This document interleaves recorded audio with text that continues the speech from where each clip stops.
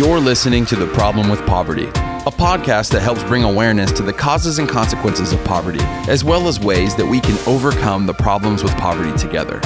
Our company, Community Action Partnership of North Alabama, serves 28 counties in our beautiful state.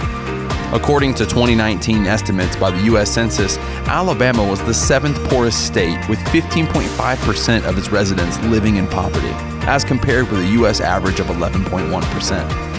Our goal with this show is to highlight all of the opportunities that we and our partners have to help people overcome poverty as we focus on helping people, changing lives. Welcome to the Problem with Poverty podcast. I'm your host, Holly Hicks. Our guest today is Alicia Higginbotham, the Human Resources Director for CAPNA for the last 14 years. Alicia holds a BS degree from the University of North Alabama. She previously worked in the for-profit sector for 20 years. She's currently a member of the local chapter of the Society of HR Management and holds her PHR credential. Thank you for joining us, Alicia. Thank you. Nice to be here. We want to talk today about the relationship between poverty and unemployment and underemployment. And we'll start with some statistics from the United Nations Department of Economic and Social Affairs, who has said that the full and productive employment is one of the main ways that people experiencing poverty can improve their well-being, and that inflation, supply chain disruptions, the coronavirus pandemic, and other compounding social risk factors continue exacerbating both poverty and unemployment.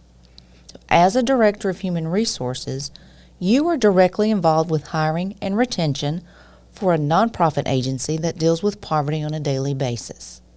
From your perspective in relation to unemployment and underemployment, what to you is the problem with poverty? Again, thank you for having me, Holly, today. While I believe poverty is often a result of a combination of circumstances, one of the main reasons that triggers poverty is definitely underemployment and unemployment. It's been reported that 1% increase in underemployment or unemployment can result in a 0.5% increase in poverty rates. So it's definitely making an impact. It's critical that companies and communities focus on job creation and creating jobs that where employees and individuals will succeed. COVID did put a damper on a lot of things with our community, but fortunately our agency was able to continue. We had a lot of folks working remote. We had a lot of people doing most definitely different things. So that didn't really hit us, but it did hit a lot of our local industry, and they weren't able to, to work. So it definitely did make an impact.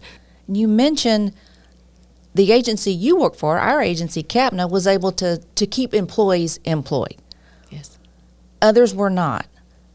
Why do you think we have seen agencies, companies, for-profit, nonprofit, have such a difficult time rehiring employees? There are a lot of openings, rates have increased. If the unemployment affects poverty, why is there such a struggle to hire new employees? Well, for some time we found that the unemployment, with the additional funds that were provided to individuals that were unemployed, that kept a lot of people at home. There was no doubt, people some of our people in this community were making more money to stay home than they were to actually, go back to work. So I feel like that has been a part of it. A lot of folks were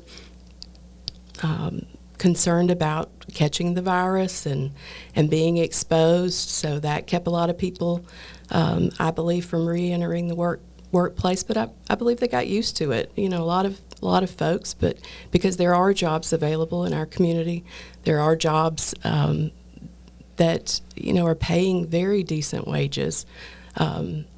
So I believe that probably kept people from getting back to work. Well, let's move to CAPNA and the services for people with low incomes.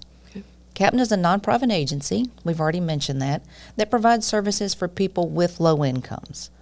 What kind of workforce development strategies can not only nonprofit companies, but also for-profit companies create that would address unemployment and underemployment to help secure income and empowerment for the poor, which goes back to trying to get the folks back into the workforce?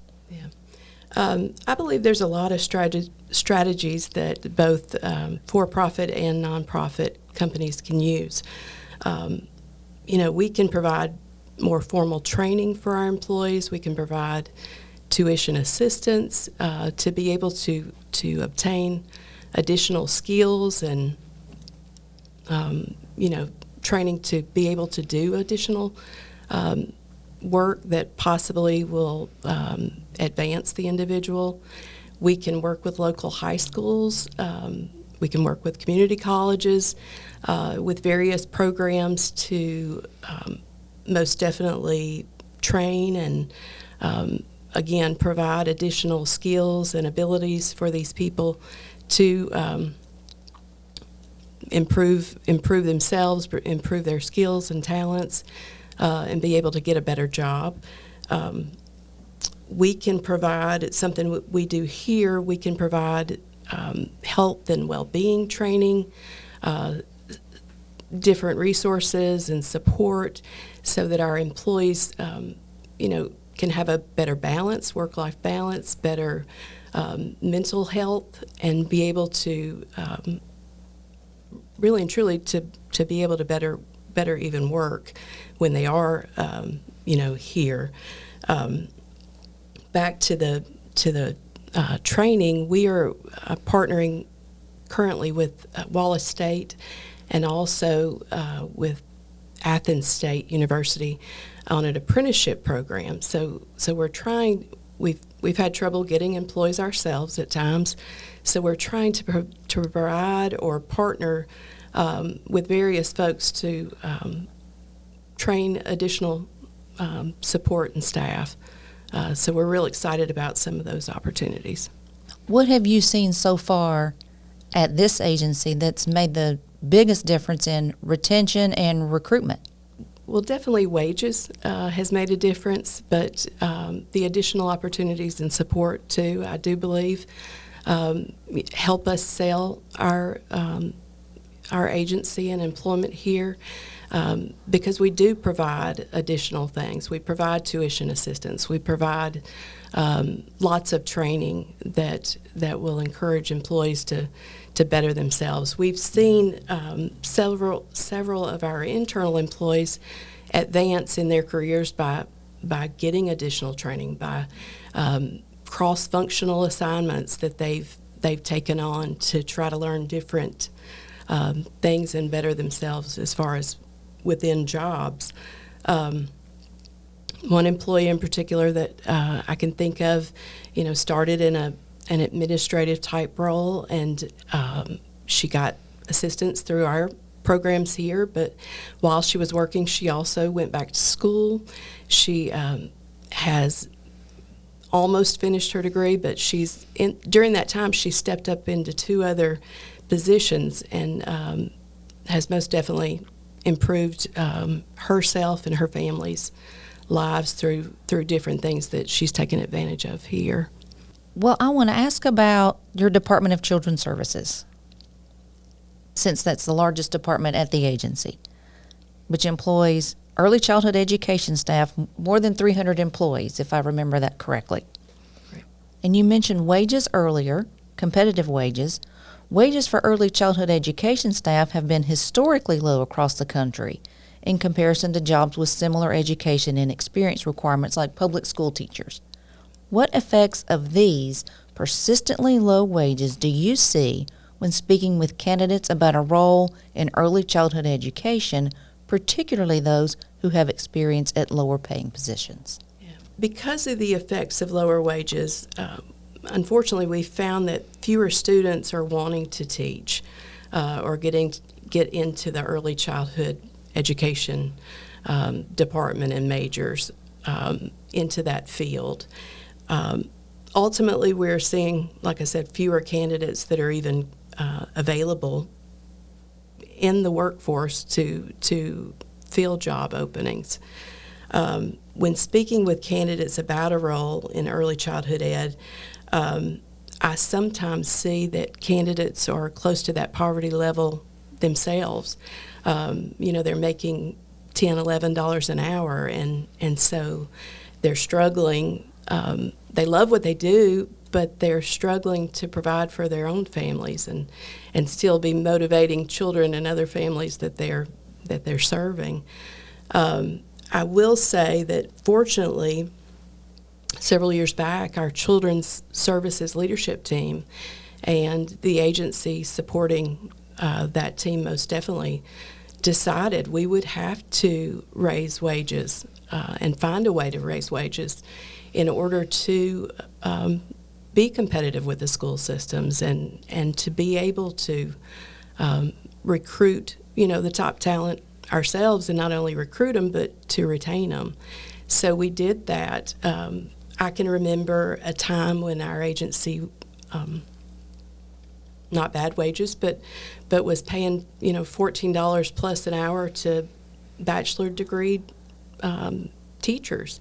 And so now our teachers that have an early childhood education degree are making 28 plus. So we've more than doubled their hourly rate and their hourly wage. And most definitely, if employees don't have to worry about paying bills, they tend to be more productive. They're able to engage in their roles. They're able to, work and do their best work when they're not having to worry about all those things. So, fortunately, we've been able to do that. We still compete all the time with the school system for top talent, but we're closer than we've ever been. Well, you mentioned there are fewer people applying for the early childhood jobs. I have two questions. One is, if it's not related to wages, what could it be related to? And with competitive wages in a nonprofit agency, how are you able to fund increases when the state doesn't provide the funds for wages? So the first one, unfortunately, students are probably not being encouraged by their own teachers to enter education fields and majors. Teaching is a tough, career path to choose. There's lots of opportunities out there. Children, some say children are not different. I would say,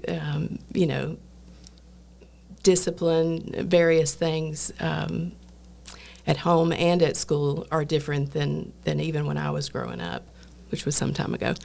But yeah, we're not encouraging students probably as we should. I'm proud to say there are several local high schools that are, there's career academies at the local ones here in Decatur.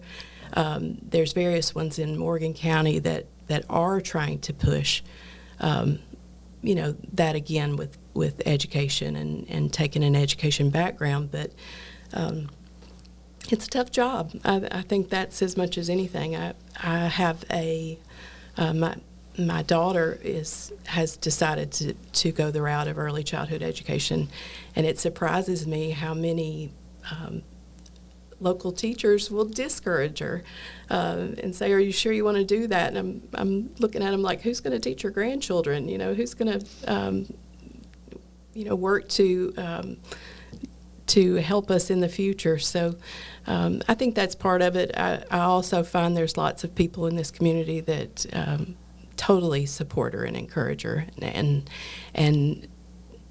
often remind her of the rewards that come above the wages, that come above, the hard days and those type things. So I don't know. What was your second question? Sorry.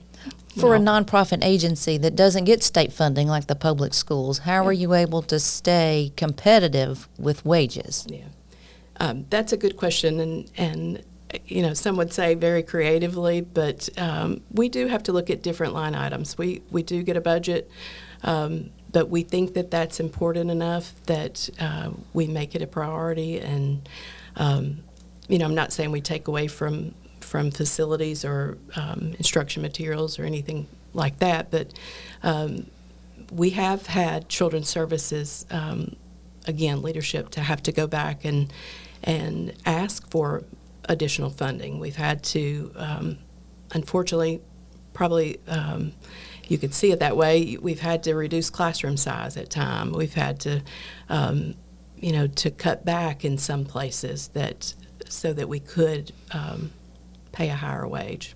Yeah. Well, as we all know, the cost of living depends on what state you live in. For example, Alabama is one of just 7 states that still taxes its shoppers at a grocery tax at the full state rate of 4%.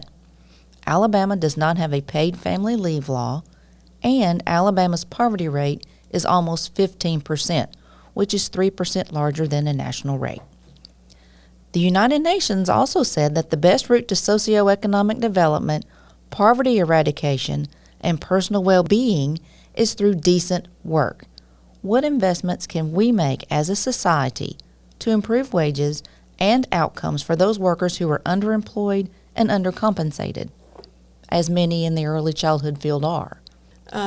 So we all need the same things. We need shelter, clothing, education, basic essentials, and so on. So since unemployment is one of the key factors that causes people to fall into poverty, most definitely businesses could provide strong, economic growth, or communities could provide that strong growth in our economy to alleviate and contribute to alleviating poverty. Like I said earlier, I believe that businesses can most definitely work alongside of high schools, alongside of community colleges, to support and invest in the future by providing learning and growth opportunities. On-the-job training is an excellent, way to do that. Mentoring, all of us, have something to provide as far as in our roles that we currently do. We work closely with Decatur Youth Services, DYS, here in Decatur, and so our agency and many others in this city provide opportunities to 14 and 15-year-olds each summer, where we bring them on site, and it's basically a summer job, but they get paid a stipend through DYS, through a grant funded program that they have. But we mentor those students.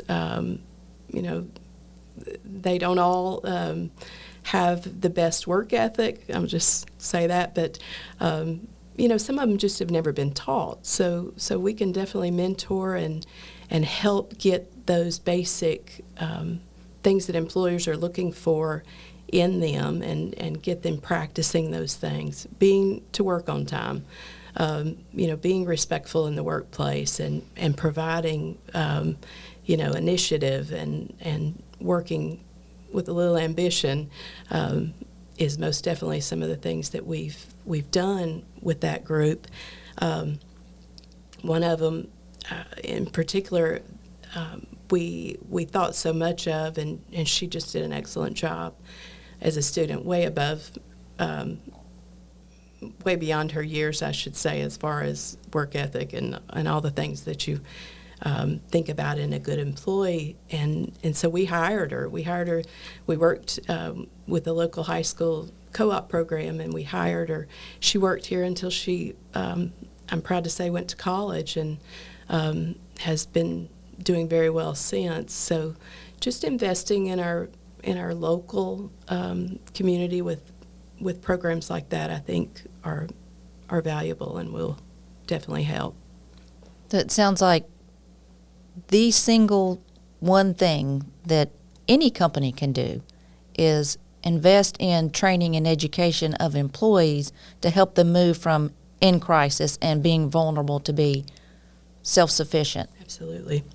Well, we want to move to some top listener frequently asked questions and see what you think your answer would be. Okay. One question our listeners could have is, don't people living in poverty create their own circumstances to be unemployable? No, not always, I should say. Because many of us, and I ask this question this way, many of us who are fortunate enough to have a job look at those who aren't working and say, just get a job, they're everywhere. So what makes someone not do that from your experience?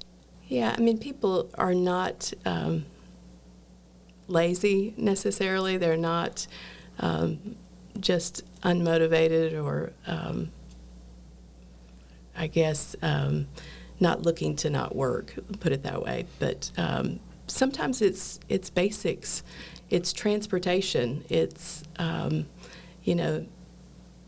not having the support behind them.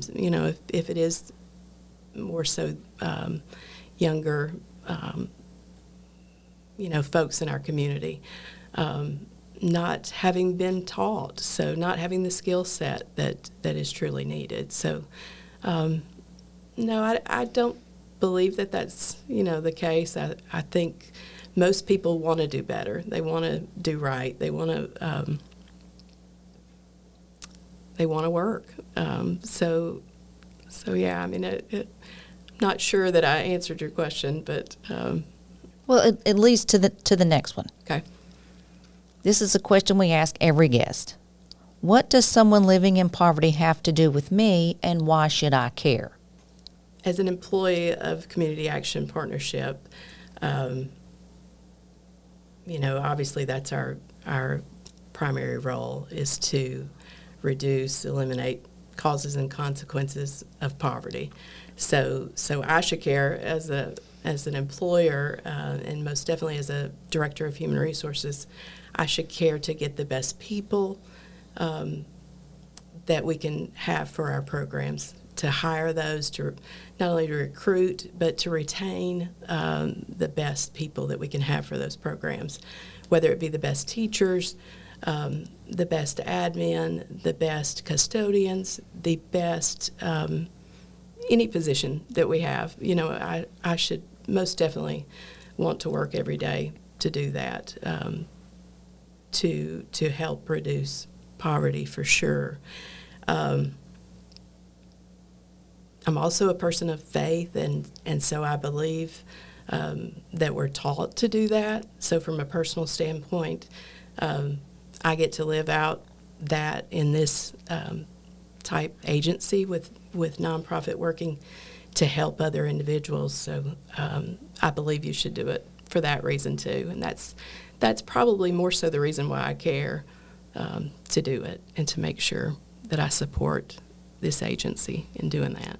So who is ultimately responsible to help people overcome poverty? Is it the individual? Is it the community? Is it the government? Good question. And so is there an all of the above? Most definitely it's all of us. It's my responsibility. It's individual responsibility.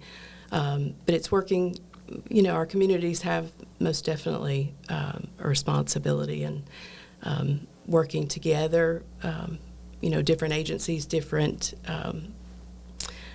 government agencies as well, working together with business and individuals to better the world, basically. So, yeah, it's all of the above.